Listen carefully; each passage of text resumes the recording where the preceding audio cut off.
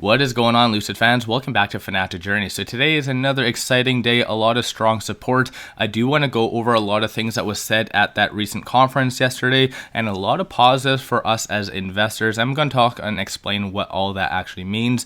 Also, I will go over some updated data points as usual. You guys like that, especially gives you a good sentiment of where things are going to go. Especially I'll tie it all together with some technical analysis at the end. But before I get into any of that, all I ask, smash the thumbs up, subscribe, do all that fun stuff. Greatly appreciate that. Don't forget to join my Discord. A lot of good people, a lot of good chat. And with that said, let's get right to it. So looking at the intraday chart, it does look like we had a very strong start to the morning, starting to taper off a little bit. We do have some strong support at the 25.30, so we'll see if that does hold. I'm going to do a little bit more in-depth technical analysis at the end to give you a good representation of what possibly may happen, especially leading into next week. But like I said, there was a lot of good things said from the recent conference. I'm just going to go through some of that, and one of which is this. So Lucid Group CEO Peter Rawlinson says the company has started on a prototype of in-house cell production. That is a very big deal instead of getting it from LG. So this possibly as well could reduce costs and possibly as well increase efficiency. I really do like that, especially considering every other attribute that Lucid does do in-house is well above anything else that you can get. So I really do like this, and this in reality just adds to the allure of Lucid and why it's better than the other competitors in my own opinion. And in addition to that, there was this. I personally find this being a little bit more of a no-brainer, but when it came down to Rivian, unfortunately their CEO thought otherwise. But Lucid CEO says company will honor price commitments to existing reservation holders. How I see that is that in reality is a no-brainer as far as more so from a customer experience standpoint. Nobody wants to commit to a 100,000, 200,000 vehicle and then later find out because of commodity prices and other external factors that now it's going to be 250. Well, that definitely does deter a lot of individuals, but this in reality is a very big deal for a lot of customers, which ultimately how I see this coming from a investor standpoint, Lucid may possibly lose a little bit of money because obviously with increasing commodity prices, that's going to eat into their profit margins, which in reality already are fairly low. At the end of the day, it is what it is. It is better for more so getting a lot of Lucids out there and production meeting and completing all of the reservations. So I really do like that, and we all know and saw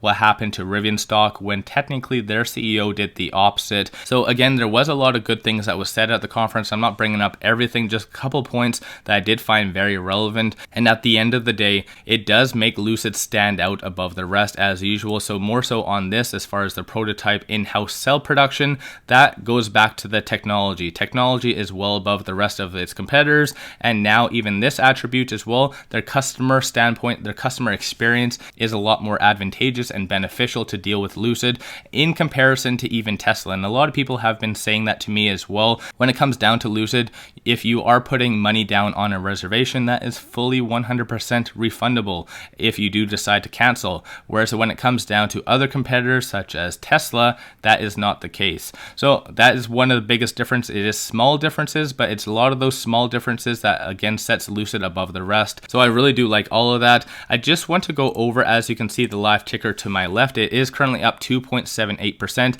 As far as volume, 12.1 million shares being traded, whereas the average is 54. So again, I do anticipate that the average volume starting to go down a little by little because our volume hasn't really been up there, and block volume though. So out of everything today, there is a lot of institutions getting in. So you can see 2.2 million shares being purchased by institutions and hedge funds within the first 2 hours of the trading day. So I really do like today, and clearly a lot of institutions and hedge funds are getting in because in reality it does look fairly good on the technicals. I'm going to go through that as well. So I'm just going to go through some short information right now. So short interest is 1785, pretty stagnant from 1 week prior. Utilization is 100%, pretty stagnant. It is up minorly, 156,000 additional shares, and cost to borrow has been going down, so 10.53%. The fact that cost to borrow is actually going down, yet shorts aren't really doubling down, goes to show that this in reality is a little bit more of a bullish sentiment.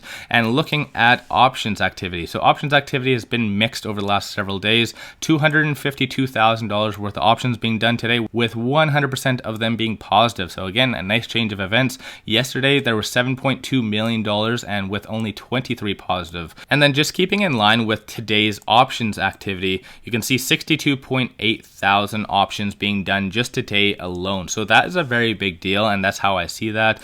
Options activity, a lot of people do really pay attention to that. So looking here, hypothetically even made the news. So death cross and put options are obviously going up galore. That's what this article is about. So this is why I don't really pay attention to a lot of articles, because like I've been saying, there's so many bullish signals that's been out there for the last several days. This is why I feel we are massively at the bottom, and we are going to be trending up a lot more. I do anticipate that there's going to be some resistance. Again, I'm going to touch on that near the technicals, but right now, technically, if you do not know, death cross for the most part is pretty bearish, and put options are obviously bearish, but obviously given the circumstances, you could be selling puts, and that's what I do as well, just to collect some additional premium, but that's on a side note. So with all that, all this information is available via Ortex. Link is in the description below, but like I said, just going to tie it all together with some technical analysis. So at the 50, 100, 200 moving averages, Bollinger Bands, RSI, stochastic, and momentum. So a lot of good things. Right now, there is a big gap on the stochastic, so technically a very bullish sentiment. Momentum, despite everything, number of buyers is actually going down today, so that is interesting. So once again, I like to explain kind of my reasoning and why I feel things are going the way they are. So how I see things with lower volume, but yet we are up.